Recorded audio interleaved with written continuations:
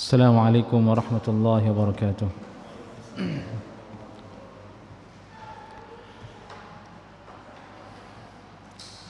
إن الحمد لله نحمده ونستعينه ونستغفره ونعوذ بالله من شرور أنفسنا ومن سيئات أعمالنا. من يهده الله فلا مضل له ومن يضلله فلا هادي له. أشهد أن لا إله إلا الله وحده لا شريك له وأشهد أن محمدا عبده ورسوله لا نبي ولا رسول بعده أما بعد.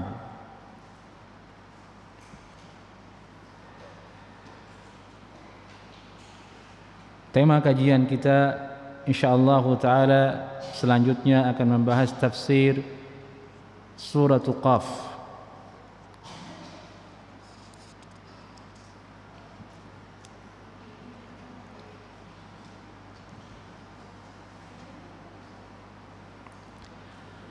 Surat ini dinamakan dengan surah Qaf karena di awal surahnya jelas di situ kalimat Qaf wal Qur'anil Majid. Dari itulah kemudian dinamakan dengan surah Qaf. Surah Qaf ini menurut ulama tafsir di antaranya Al-Hafidh Ibnu Katsir, Imam Al-Qurtubi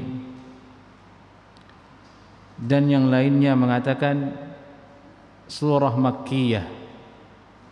Surah Makkiyah yakni surat yang diturunkan kepada Rasulullah sallallahu alaihi wasallam sebelum beliau hijrah ke Madinah Al-Munawwarah.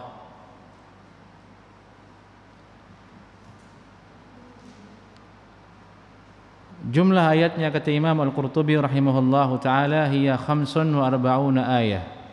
45 ayat.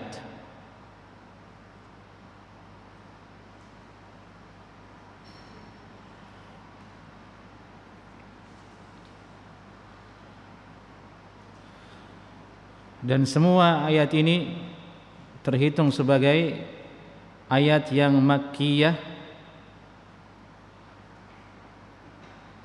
menurut Imam Al-Hasan Al-Basri, Imam Atha, Ikrimah dan Jabir.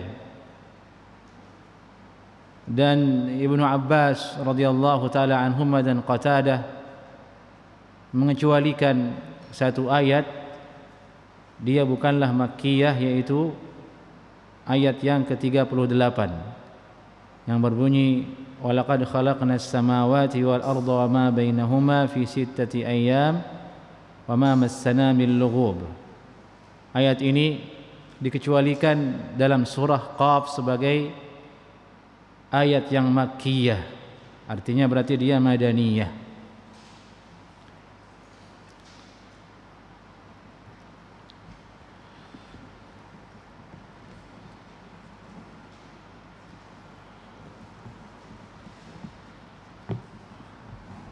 Surah Qaf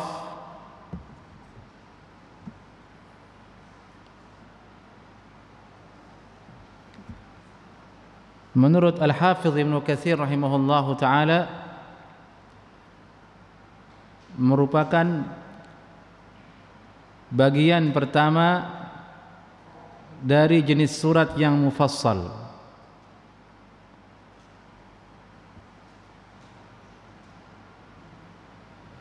Jadi Al-Quran itu dibagi oleh ulama salaf, ada yang tiwal, yang panjang, ada yang diistilahkan dengan Al-Mufassal. Dan ini dulu pernah kita bahas di tafsir surah Al-Hujurat dan di tafsir surah Al-Fatihah kalau tidak salah.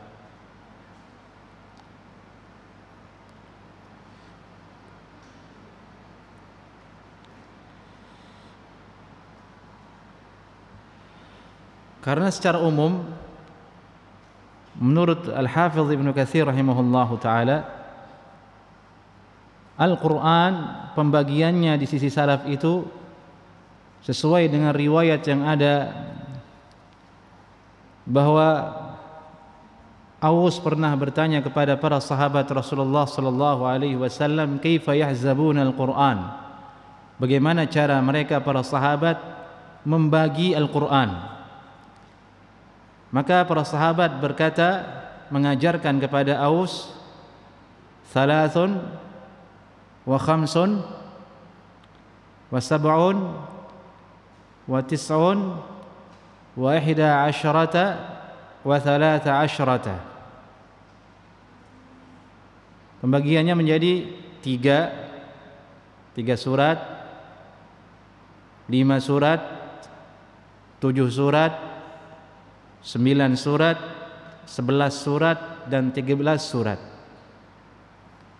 Kemudian dirinci oleh Al-Hafidh Ibnu Katsir rahimahullahu ta'ala. 3 surat itu adalah maksudnya surah Al-Baqarah, surah Al-Imran, surah An-Nisa. Ini tiga panjang-panjang. Al-Baqarah, Al-Imran, An-Nisa. Kemudian hizib yang kedua surah Al-Maidah, surah Al-An'am. Ini yang jumlahnya 5. Al-Maidah, Al-An'am, Al-A'raf, Al-Anfal, dan surah Al-Bara'ah. Itu surat At-Taubah. Kemudian dibagi menjadi bagian yang ketiga, yaitu sab'un, menjadi 7 surat. 7 surat itu adalah surat Yunus, surat Hud, surat Yusuf, surat Ar-Ra'du, surat Ibrahim, surat Al-Hijr, dan surat An-Nahl. Ini 7 surat.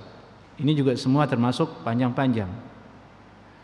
Ini cara pembagian hizibnya di sisi para sahabat Rasulullah sallallahu alaihi wasallam. Kemudian yang berikutnya, yang keempat adalah 9 surat.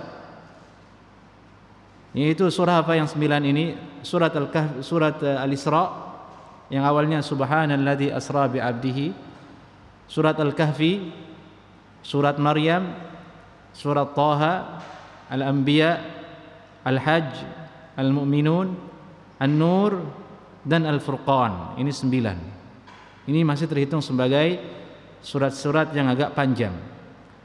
Kemudian pembagian yang kelima adalah 11 asyrata. 11 surat. Kelompok yang 11 surat. Kelompok yang 11 surat ini adalah surat Asy-Syu'ara, An-Naml, Al-Qasas, Al-Ankabut, Ar-Rum, Luqman, Alif Lam Mim, As-Sajdah, kemudian Al-Ahzab, surat Saba, Fatir, wa Yasin. Ini jumlahnya 11. Untuk melihat ini, ikhwah yang bawa mushaf, silahkan lihat di bagian paling belakang Al-Quran. Itu nama surat ada di situ lengkap urutannya.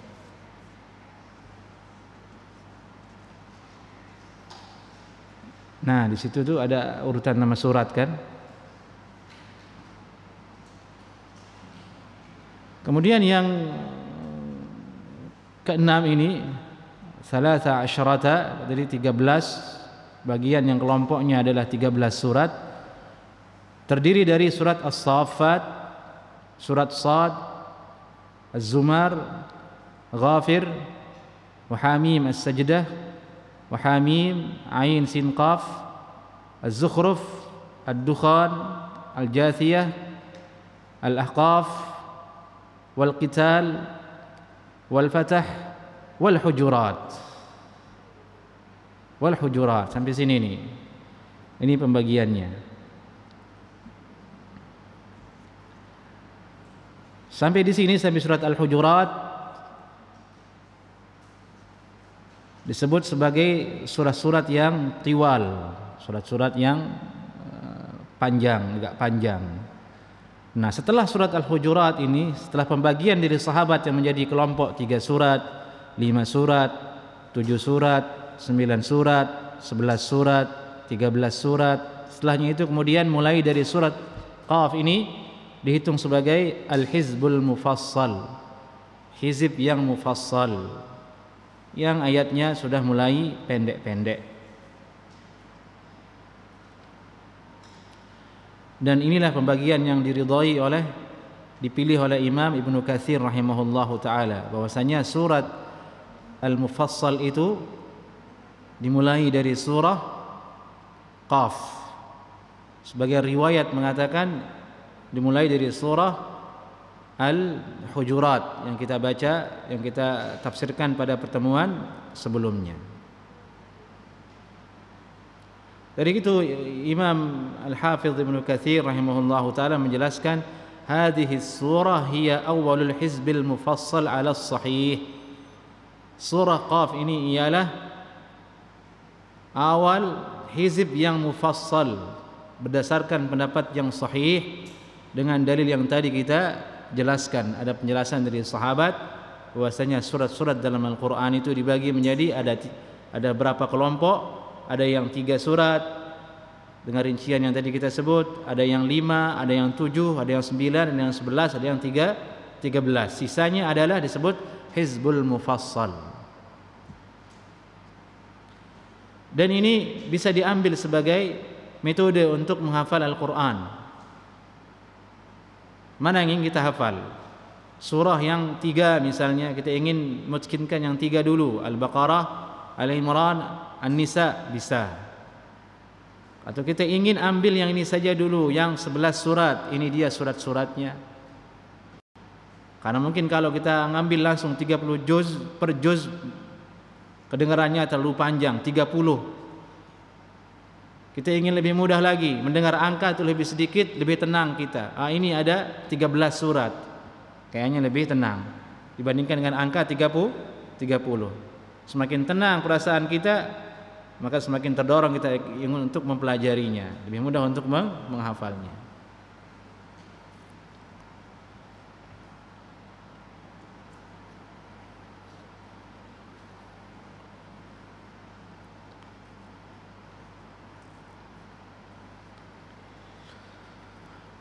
Surah Qaf ini sebagaimana tentang riwayat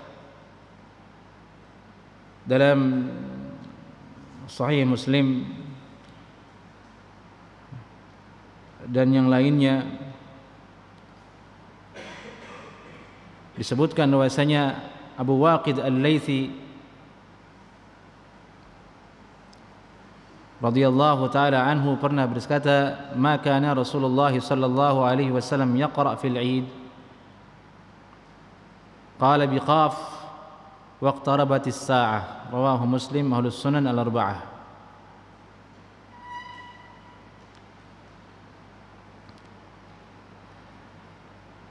Abu Waqid Al-Laythi ditanya, dengan surat apa Rasulullah SAW membaca, dengan surat apa Rasulullah SAW membaca ayat ketika salat Id? Beliau Abu Waqid Al-Laythi menjawab biqaf, dengan surat Qaf. Ini salah satu sunnah yang mahjurah yang jarang diamalkan, membaca surah Qaf ketika salat Idul Fitri atau Idul Adha. Jadi berapa jumlah ayatnya? 45. Aghlabiyahnya yang dibaca adalah surat Al-A'la dengan surah Hal ataka hadithul ghashiyah. Dalam riwayat Muslim, Abu Waqid Al-Laythi menjawab bahwasanya Rasulullah SAW yang dibaca oleh beliau ketika salat Id adalah surah Qaf. Di antaranya surah Qaf.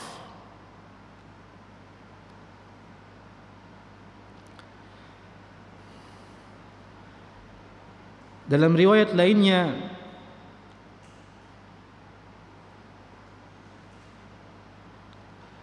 bahwa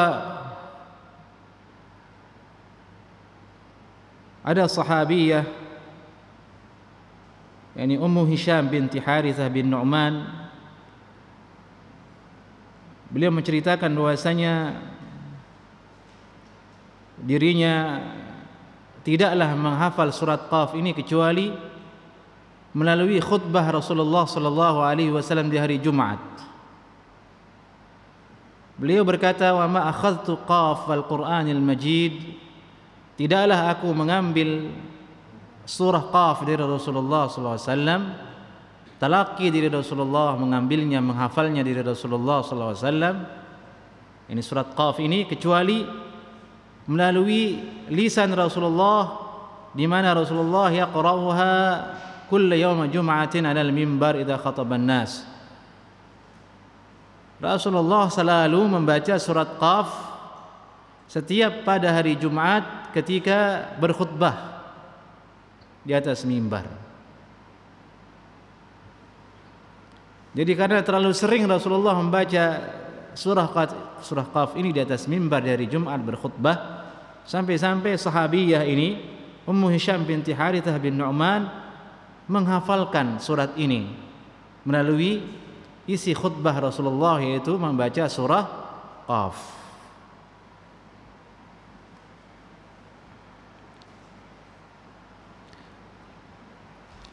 Dalam satu riwayat lebih tegas mengatakan, ma hafiztu Qaf illa min fiyyi Rasulillah sallallahu alaihi wasallam yakhutubu biha kulla jum'ah. Tidaklah aku hafal surat Qaf ini kecuali dari khutbah Jumat Rasulullah sallallahu alaihi wasallam di atas mimbar. Ini hadisnya sahih. Hadis ini ada faedah di dalamnya, bahwasanya di antara isi khutbah Rasulullah itu adalah membaca Al-Qur'anul Karim dari awal surat sampai akhir surat. Dan alhamdulillah kami pernah menyaksikan ada seorang khatib dulu di Madinah, di masjid kampus, semoga Allah menjaga beliau, pernah mengamalkan sunnah ini. Membaca, materi khutbahnya adalah surat Qaf, dibagi menjadi dua. Khutbah pertama setengah, khutbah kedua setengah, kemudian turun. Hadisnya yang tadi ini kita perhatikan, sering Nabi Rasul berkhutbah dengannya, bukan sekali dua kali, lebih dari itu. Dan ini dalil bahwasanya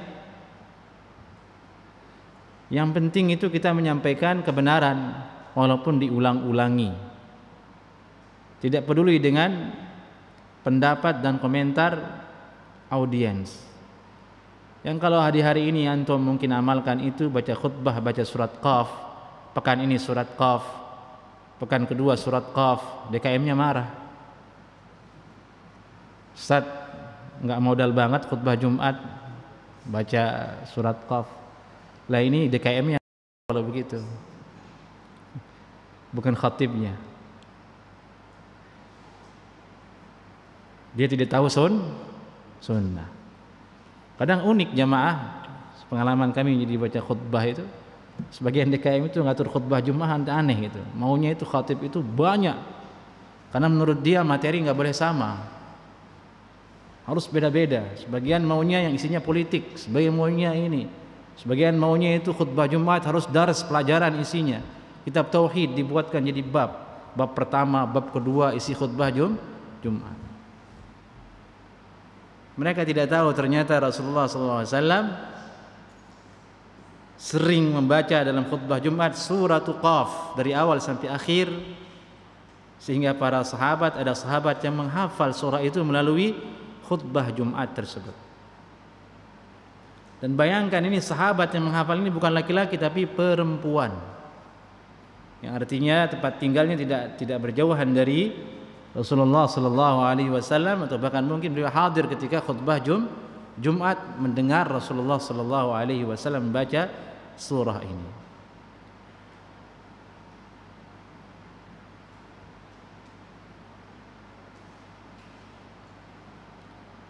Maka semoga ada yang menghidupkan sunnah ini berkhutbah dengan membaca surah Qaf ketika khutbah Jumat, supaya sempurna kita mengamalkan sunnah Rasulullah sallallahu alaihi wasallam.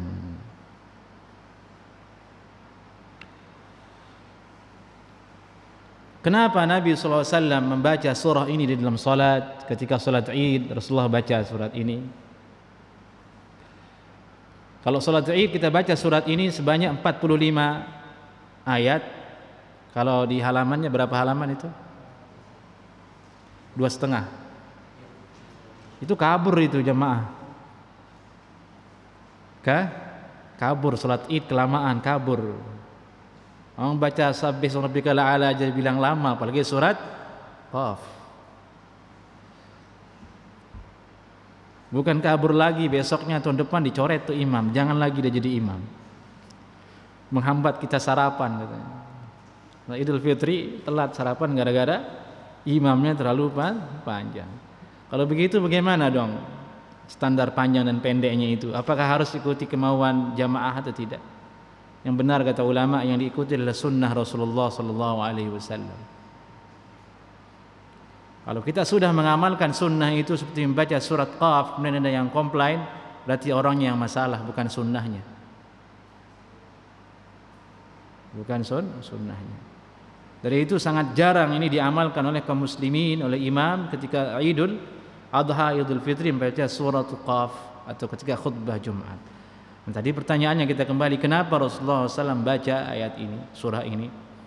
Ibnu Katsir rahimahullahu taala birahmatihi rahmatan wasi'ah berkata, wal qasd anna Rasulullah sallallahu alaihi wasallam kana yaqra bi hadhihi surah fil majami' al-kibar kal-Eid wal Juma' liishtimaliha ala ibtida'il khalq. Tujuan Rasulullah sallallahu alaihi wasallam membaca surah Qaf ini di tempat berkumpulnya kaum muslimin yang besar seperti salat Id dan salat Jumat, karena mengandung di dalamnya tentang masalah ibtida'ul khalq, bagaimana Allah Subhanahu wa taala memulai penciptaan manusia, wal ba'ts, dan bagaimana Allah Subhanahu wa taala membangkitkan manusia, wal hisab, bagaimana kala Allah Subhanahu wa taala menghisab manusia, wal jannati wan nar, terdapat di dalamnya tentang neraka dan surga, was thawab wal iqab, pahala dan siksa dari Allah, wat targhib wat tarhib, dan tentang dorongan agar kita beramal saleh dan menjauhi yang diharamkan oleh Allah Subhanahu wa taala. Jadi komplit isinya, mewakili apa yang terdapat dari tujuan khutbah Jumat itu sendiri, di mana khutbah Jumat itu isinya adalah mengingatkan manusia tentang hari kiamat, tentang adanya surga, tentang neraka, tentang agar berbuat baik, menjauhi maksiat. Cukup dengan surat Qaf. Sekarang kan berbeda. Khutbah Jumat isinya politik. Apa yang terjadi di hari ini, tren itu diangkat jadi judul khutbahnya. Lama-lama itu mimbar jadi tempat curhat politik. Nauzubillah min dzalik. Bukan itu tujuannya. Dari itu kemudian khutbah Jumat disuruh pendek karena yang ingin disampaikan jelas, takut kepada Allah, ingat akhirat, jauhi maksiat, ada neraka dan surga, supaya keluar dari khutbah Jumat tersebut jamaah ingat dirinya. Tidak perlu lama-lama, tidak perlu panjang-panjang. Demikian juga dengan salat, karena para sahabat mengerti makna Al-Quranul Karim, paham bahasa Arab dengan begitu mendalam, yang dia adalah bahasanya Al-Quran. Ketika dibaca ayat ini dalam salat, terketuk hatinya, ingat kepada Allah, bertambah imannya. Sebagaimana juga tujuan dibacanya surah As-Sajdah di pagi subuh Jumat oleh Rasulullah sallallahu alaihi wasallam, dan surah Ad-Dahr atau Al-Insan, karena isinya adalah tentang surga, tentang neraka, tentang balasan, di mana jika orang yang paham dengan Al-Quran, paham dengan ayat tersebut, bergetar hatinya, bertambah keimanannya. Ya, muskilahnya kita ini tidak paham dengan apa yang kita baca, tidak mengerti dengan ayat-ayat Allah Subhanahu wa taala. Itulah yang menjadikan kita kacau balau kalau imam terlalu panjang.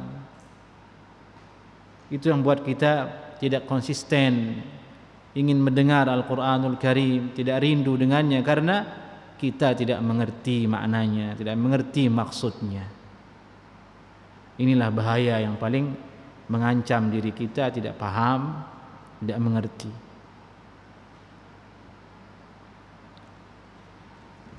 Baik, ini Faidah dari surah Al-Qaf.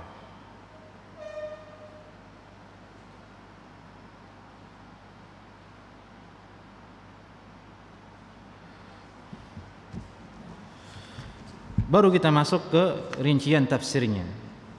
A'udzubillahi minasyaitonirrajim. Qaf wal Qur'anil Majid.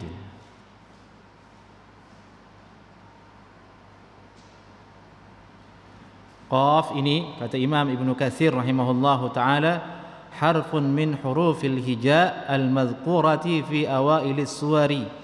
Wa qawlihi ta'ala Sad, Nun, Alif, Lam, Mim, Ha, Mim, Ta, Sin. Ayat yang berbunyi Qaf ini adalah huruf daripada huruf-huruf hijaiyah yang juga terdapat di awal-awal surat Al-Quranul Karim seperti Sad, Nun, Al-Qalam, Alif, Lam, Mim dalam Al-Baqarah, Ha, Mim, Ta, Sin dan yang lainnya. Adapun maknanya secara khusus disebutkan oleh Imam At-Tabari rahimahullahu taala. Pendapat pertama, huwa ismun min asma'illahi taala. Dia adalah salah satu nama daripada nama-nama Allah Subhanahu wa taala.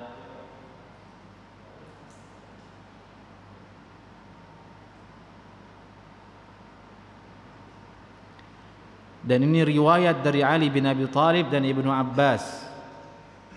Ali bin Abi Thalib dan Ibnu Abbas radhiyallahu taala anhuma, beliau diriwayatkan menafsirkan ayat ini Qaf dan Nun wa ashbahi hadza fa innahu qasamun aqsamallahu bihi wa huwa ismun min asma'illahi ta'ala. Dia adalah salah satu sumpah yang dimana Allah bersumpah dengannya dan dia merupakan nama daripada nama-nama Allah Subhanahu wa taala. Ini pendapat pertama dari ulama tafsir. Qaf adalah salah satu nama Allah Subhanahu wa taala. Riwayat ini datang dari Ali bin Abi Thalib dan Ibnu Abbas. Itu menurut Imam At-Tabari rahimahullahu taala yang riwayatnya beliau dapatkan dengan sanad dalam kitabnya.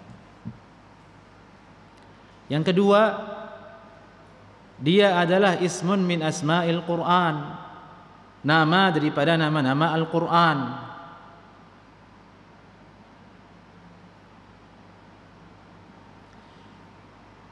Dan ini pendapat dari Imam Qatadah radhiyallahu taala anhu. Beliau berkata Qaf ismun min asma'il Qur'an.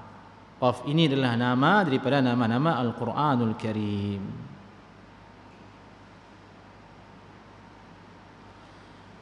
Ada yang berkata Qaf ismul jabal al-muhit bil ard. Qaf ini nama gunung yang menyelimuti bumi. Nama gunung yang menyelimuti, mengitari bumi.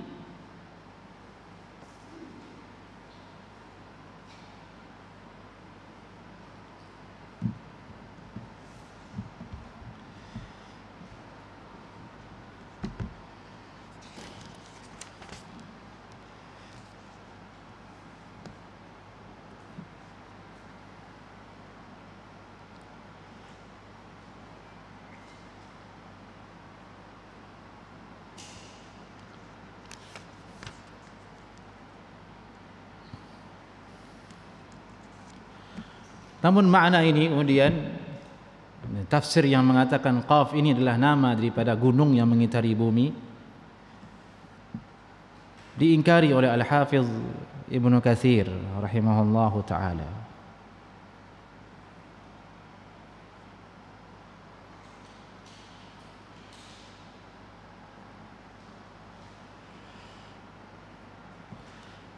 Beliau berkata, wa ka'anna hadza wallahu a'lam min khurafati Bani Israil. Tafsir yang mengatakan dia adalah nama daripada gunung yang mengelilingi bumi ini,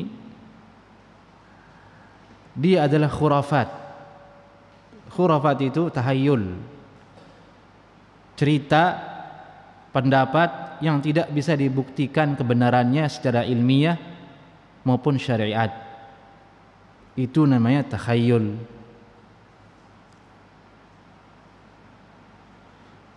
Contoh di Indonesia khurafat itu misalnya, kalau kamu tabrak kucing, kamu harus makamkan. Kalau tidak nanti kamu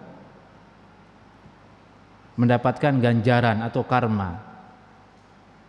Secara syariat tidak ada petunjuk seperti itu. Orang nabrak tidak sengaja. Tidak ada perintah dalam hadis, dalam ayat mengatakan kalau kamu tabrak kucing, tanamlah dia, kuburkan dia, tidak ada. Secara fakta ilmiah, ilmu matematika, ilmu fisika, ilmu apapun, tidak ada yang menjelaskan kalau kamu tabrak kucing, kamu tidak menguburkannya, kamu akan dapat celaka, tidak ada. Secara hitungan ekonomi tidak ada seperti itu. Ini namanya khurafat yang harus dijauhi. Ini yang menjadikan manusia tidak maju. Ini yang menjadikan kaum muslimin tidak maju, masih percaya khurafat. Nah, tafsir yang mengatakan Qaf ini adalah nama daripada salah satu nama gunung atau nama gunung yang muhit, yang mengelilingi bumi ini, adalah khurafat dari Bani Israel allati akhadhaha anhum ba'dun nas. Cerita Bani Israel, Israiliyat istilahnya, yang diambil oleh sebagian orang-orang. Kenapa demikian?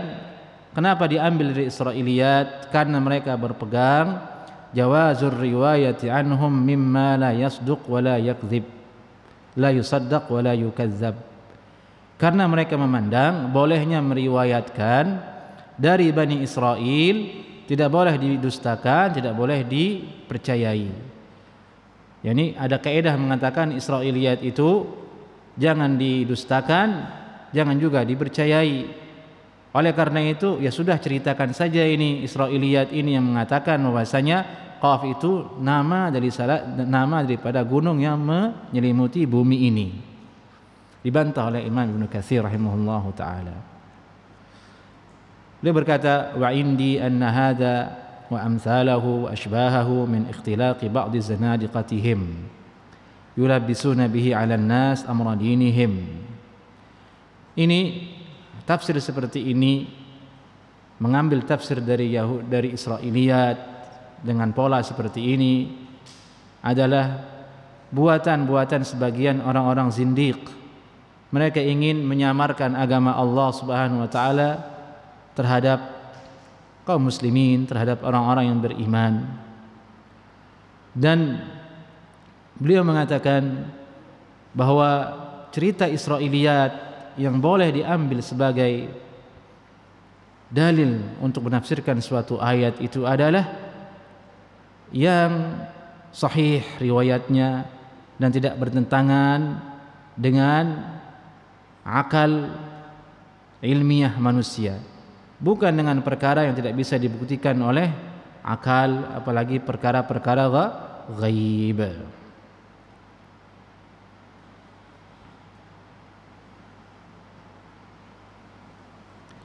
Dari itu beliau berkata, wa inna ma abaha asy-syari'u ar-riwayati anhum fi qawlihi wa hadithu an bani Israil wala haraj. Sesungguhnya yang dibolehkan oleh syariat meriwayatkan dari Israiliyat sebagaimana yang disabdakan Nabi, hadithu an bani Israil wala haraj, beritakanlah tentang Bani Israel, tidak ada masalah dengan itu terdapat khusus pada fima qad yajuzuhul aql, pada perkara-perkara yang akal manusia mengiyakannya, menyetujuinya. Fa amma fima tuhiluhul uqul, adapun perkara-perkara yang tidak masuk di akal, wa yuhkam fihi bil butlan, dan sudah pasti dihukumi dengan kebatilan, wa yaghlib 'ala adh-dhunun kadhibuhu, dan besar kemungkinan inilah sangkaan yang dusta, falaysa min hadzal qabil, maka riwayat Israiliyat seperti ini tidak masuk ke dalam sabda Nabi, hadithu an bani Israil wala haraj. Ambillah hadis tentang Israiliyat, tidak ada masalah dalam hal itu, tidak termasuk ke dalamnya.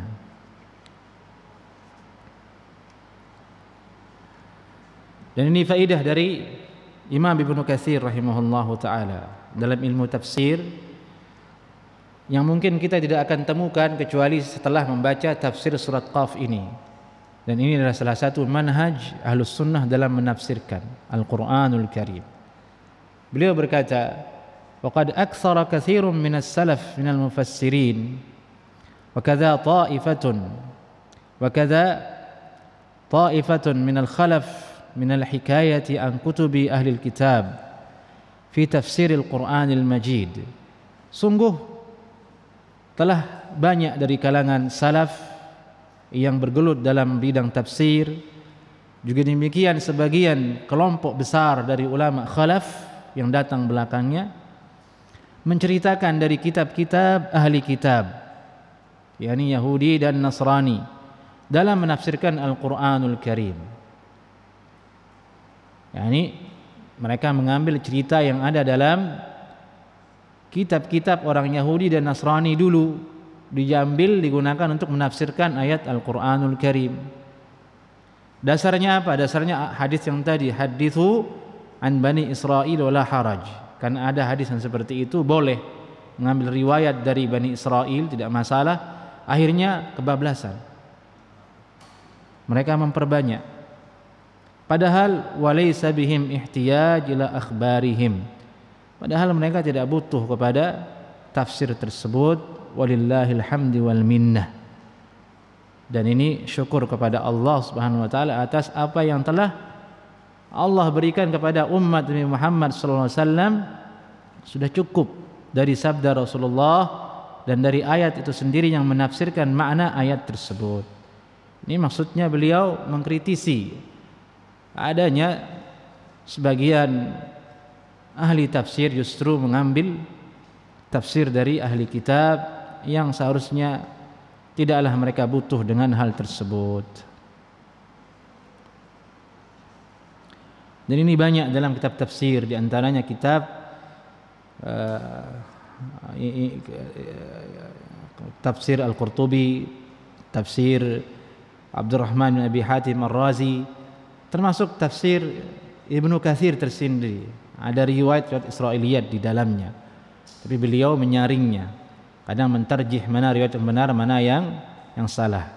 Dari itu telah ditulis kitab secara khusus, yakni kitab-kitab Israiliyat yang palsu dan yang lemah dan yang sahih dalam tafsir Ibnu Katsir. Penuntut ilmu harus membaca tafsir itu jika ingin menafsirkan Al-Quran, jika ingin membaca tafsir Ibnu Katsir, sehingga dia tidak salah menceritakan suatu hadis terkait dengan ayat tersebut dan jatuh kepada hal yang dilarang oleh para ulama, yaitu menafsirkan dengan riwayat yang lemah, tidak benar, tidak sesuai dan berasal dari Bani Israil.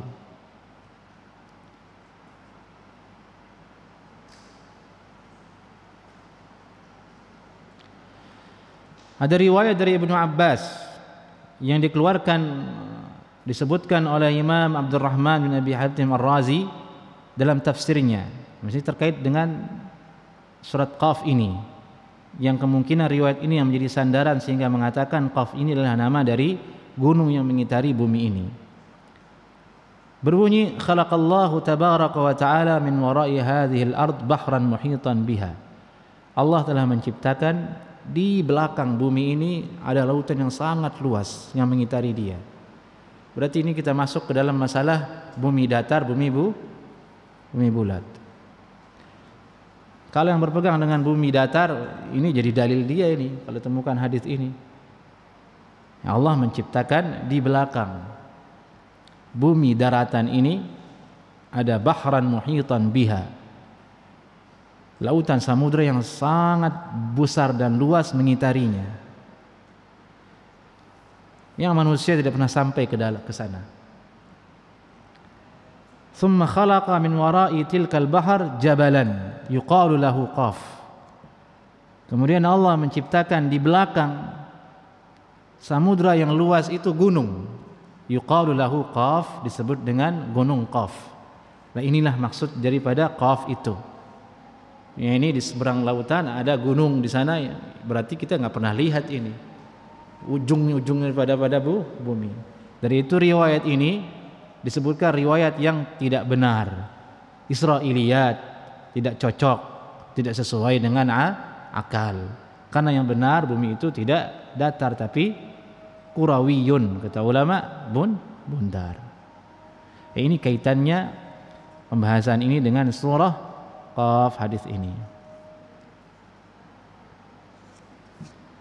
Baik. Silakan azan dulu. Baik.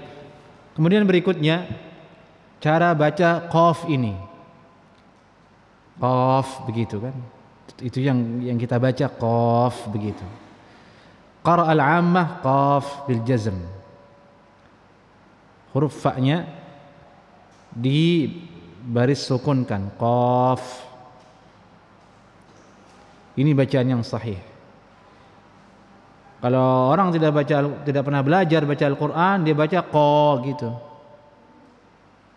Dan pernah terjadi, ada kawan tidak pernah belajar baca Al-Quran, disuruh baca surat Al-Qalam, tulisannya nun kan gitu. Nah, dia baca na wal qalami wa ma yasturun.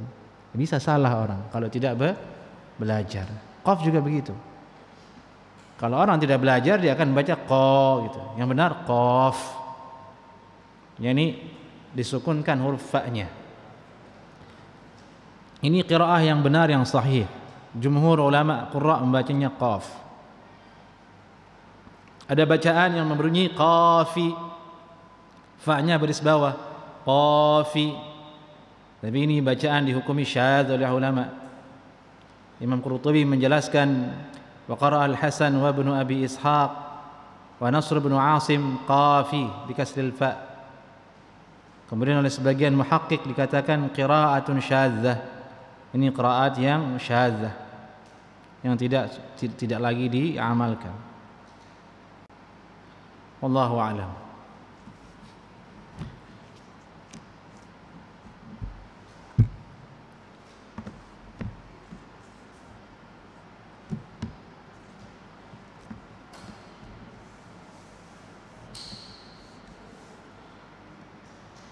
Kemudian Allah berfirman, wal Qur'anil Majid, wal Qur'anil Majid. Allah Subhanahu wa taala bersumpah dengan Al-Qur'an.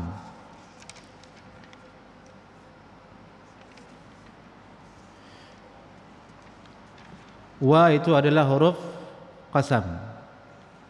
Ini huruf sumpah. Dalam bahasa Indonesia kita, kata-kata yang mewakili sumpah itu adalah huruf waw dalam bahasa Arab. Wa dan ta dan bi. Ta, wa, bi. Di sini huruf wa. Wal Qur'anil Majid. Sama dengan surat Al-Asr. Wal asri, wawunya huruf sumpah, huruf yang mewakili ungkapan untuk bersumpah dalam bahasa Arab.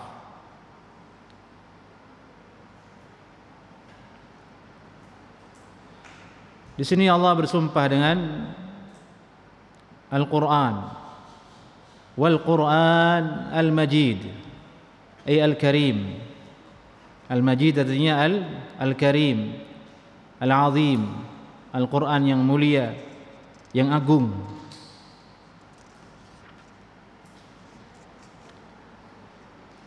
Al-Qurtubi berkata, makna Al-Majid Ar-Rafi'ul Qadar.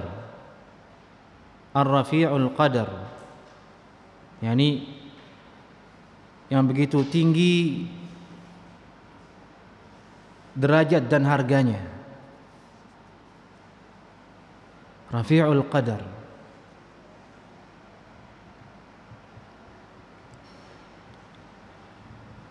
Semakna dengan Al-Azim. Jadi Al-Majid artinya Al-Karim, Al-Azim. Dan ini adalah salah satu sifat dari Al-Quranul Karim, yaitu Al-Majid, yang tersebut di dalam Al-Quran sendiri. Qaf al-Quranil al-Majid, ma'nahu al-Karim al-Azim, di mana dalam firman Allah berfirman, la ya'tihi al-batilu min bayni yadayhi wala min khalfihi tanzilun min hakimin hamid.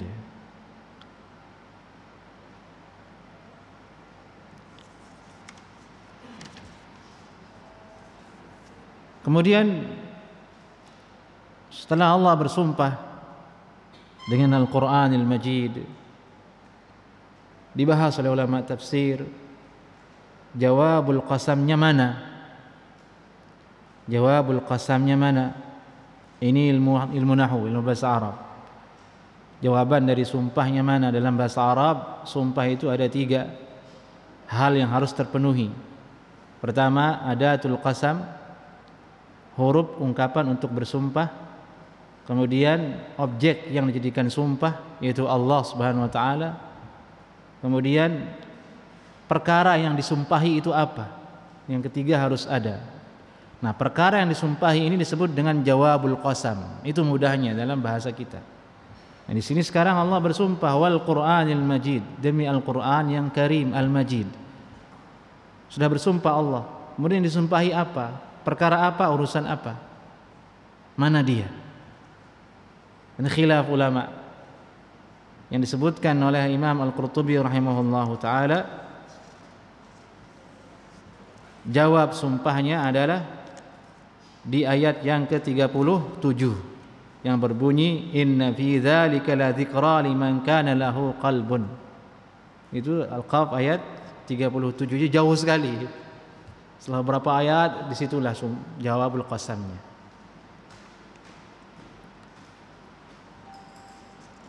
Ada yang mengatakan jawab qasamnya ada pada kalimat qad alimna ma tanqusul ardu minhum ma indana kitabun hafiz. Itu ayat yang keempat. Ada yang mengatakan jawab qasamnya langsung bal ajibu an ja'ahum mundzirun minhum. Ada yang mengatakan jawab qasamnya dibuang, tidak disebutkan. Tapi yang aqrab, yang benar adalah jawab qasamnya adalah ayat-ayat yang terletak setelah dari firman Allah ini yang berbunyi wal Qur'anil Majid. Maka ayat setelahnya itu adalah perkara yang dijadikan sumpah oleh Allah Subhanahu wa taala. Urusan-urusan yang di dalam itu adalah perkara-perkara yang benar-benar terjadi, benar adanya. Dari itu Allah bersumpah dengan Al-Quran atasnya. Dari bal ajibu sampai inna fi dzalika la dzikra liman kana lahu qalb. Ini ayat yang ke-37. Hah? 37. Ayat 37 qad alimna ma tanqu. Yani inna fi dzalika la dzikra liman kana lahu qalb. Baik, ini masalah ilmiah, mungkin butuh sedikit pondasi untuk memahaminya. Kita lewati saja. Kemudian Allah berfirman, bal ajibu an ja'ahum mundzirun minhum. Bal ajibu an ja'ahum mundzirun minhum.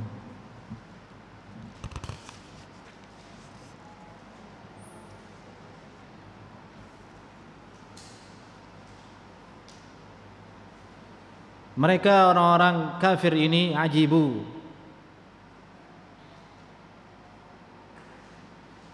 Ajibu artinya takjub.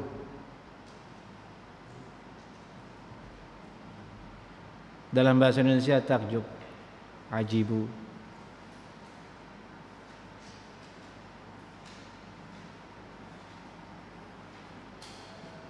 Atau heran, kan itu sinonim dari takjub, itu heran. Heran itu ada 2 dalam bahasa Indonesia. Ada heran karena kagum, takjub. Itulah takjub, saya takjub dengan penampilan orang itu. Heran tapi dia menyanjung, iya kan? Ada heran menghina, tidak percaya.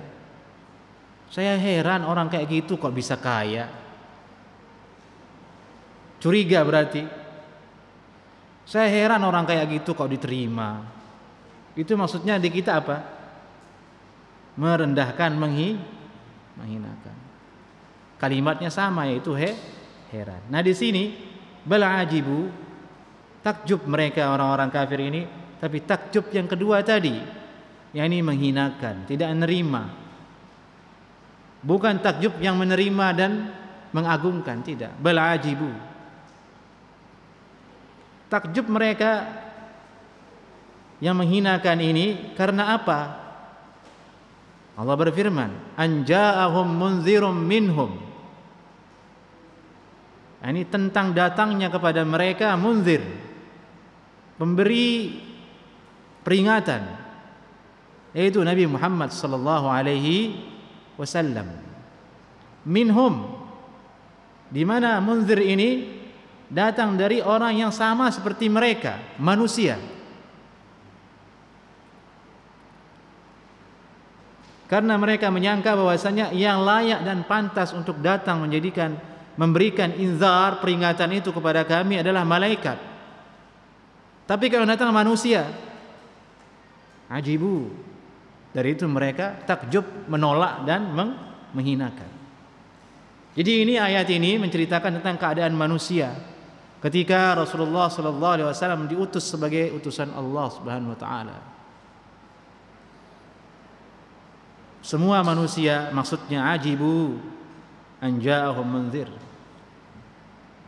Datang kepada mereka seorang pemberi peringatan yang semestinya menurut akal mereka yang datang memberikan peringatan itu harusnya idealnya malaikat, bukan manusia yang sama dengan mereka.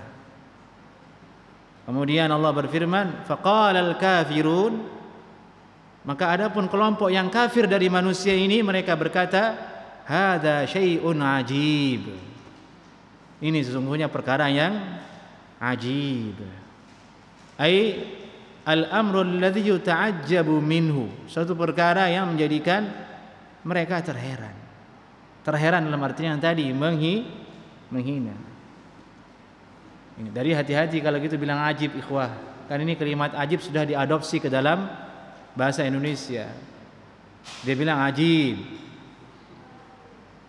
Dua maknanya. Yang tadi itu kita jelaskan, ajib mendukung, ajib menghinakan. Ajib.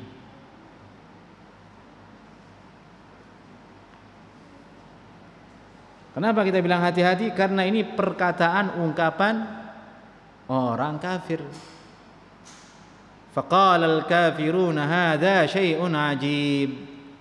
Berkata orang-orang kafir, ini perkara yang ajib. Menjadikan mereka terheran tapi tidak percaya. Enggak, ditolak. Syai', sesuatu. Maksudnya di sini adalah datangnya utusan itu berupa manusia, itu Muhammad sallallahu alaihi wasallam.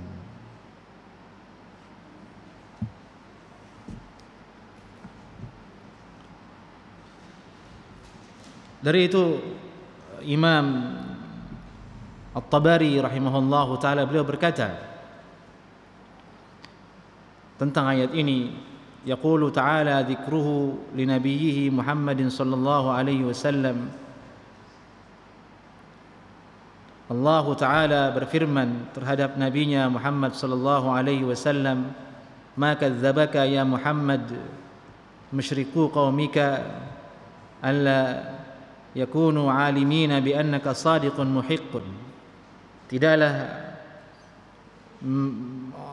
kaummu yang musyrik ini wahai Muhammad sallallahu alaihi wasallam mendustai dirimu kecuali mereka dalam keadaan tahu bahwasanya kamu ini benar dan hak. Walakinnahum kadzdzabuk ta'ajjuban. Tapi mereka itu mendustakan dirimu karena mereka takjub, keheranan. Min anja'ahum munzirun yunziruhum iqaballahi minhum. Takjub karena yang datang kepada mereka memberi peringatan itu adalah basyaran minhum min bani Adam, berupa manusia dari anak keturunan Adam. Walam ya'tihim malakun birisalatin min indillah. bukan malaikat yang datang kepada mereka membawa risalah Allah Subhanahu wa taala. Jadi sangkaan mereka yang layak untuk memberikan mereka nasihat itu adalah malaikat. Dan ini sifatnya orang kafir. Jadi itu orang kafir kalau diberi nasihat bukannya nerima, tapi dia serang orang yang memberi nasihat. Lihat aja agamamu itu seperti itu. Lihat itu dirimu seperti itu, kamu ingin menasehati. Lihat nabimu seperti itu. Na'udzubillah min dzalik. Dan ini adalah modus akhlak kelakuan orang-orang kafir sejak dulu. Sejak sebelum Rasulullah sallallahu alaihi wasallam. Baik, jamaah. Kajian tafsir itu selalu kajian yang paling luar biasa untuk dibahas. Satu ayat saja tidak cukup sampai tuntas kita bahas. Qaf saja tidak cukup 1 jam. Kalau kita ingin bahas dengan detail. Semoga Allah berikan kita ilmu dan kepahaman terhadap ayat Allah Subhanahu wa taala. Demi Allah ikhwah, satu ayat kita pahami itu menjadikan hati kita bergetar, menjadikan keimanan kita semakin dalam, cinta kita semakin kuat terhadap Al-Quran dan agama Allah Subhanahu wa taala. Naktafi bihada. Assalamualaikum warahmatullahi wabarakatuh.